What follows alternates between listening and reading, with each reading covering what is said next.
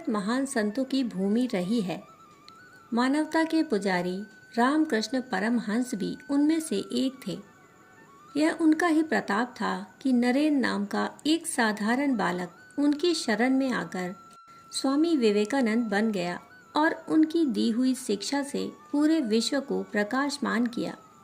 आइए आज सुनते हैं श्री रामकृष्ण परमहंस के जीवन से जुड़ा एक किस्सा। एक समय की बात है, रामकृष्ण परमहंस तोतापुरी नामक एक संत के साथ ईश्वर व आध्यात्म पर चर्चा कर रहे थे। शाम हो चली थी और ठंड का मौसम होने के कारण वे एक जलती हुई धूनी के समीप बैठे हुए थे। बगीचे का माली भी वहीं काम कर रहा था और उसे भी आग जलाने की जरूरत महसूस हुई।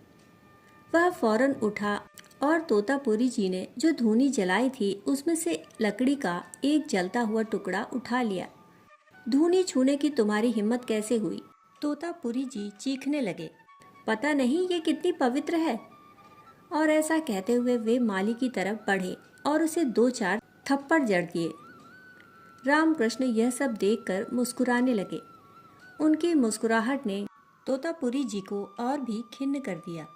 तोतापुरी जी बोले, आप हंस रहे हैं। यह आदमी कभी पूजा पाठ नहीं करता, भगवान का भजन नहीं गाता, फिर भी इसने मेरे द्वारा प्रज्वलित की गई पवित्र धूनी को स्पर्श करने की चेष्टा की।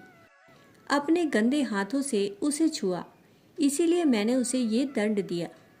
रामकृष्ण परमहंस शांतिपूर्वक उनकी बात सुन रहे थे और फिर बोले, मुझे तो पता ही नहीं था कि कोई चीज़ छूने मात्र से अपवित्र हो जाती है। अभी कुछ ही क्षण पहले आप ही तो हमें एको ब्रह्म द्वितीयो नास्ति का पाठ पढ़ा रहे थे।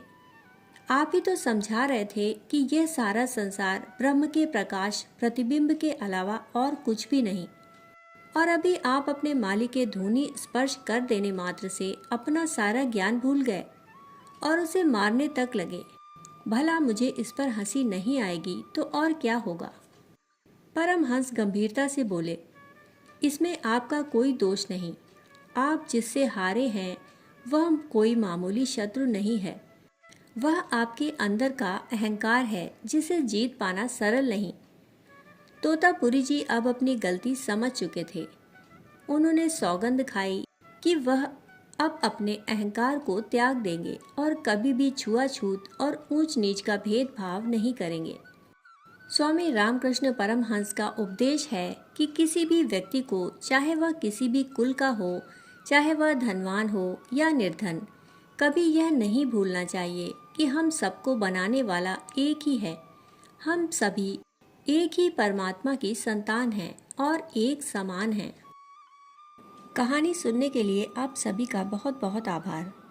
फिर मिलते हैं ऐसी ही कहानी के साथ। तब तक के लिए धन्यवाद।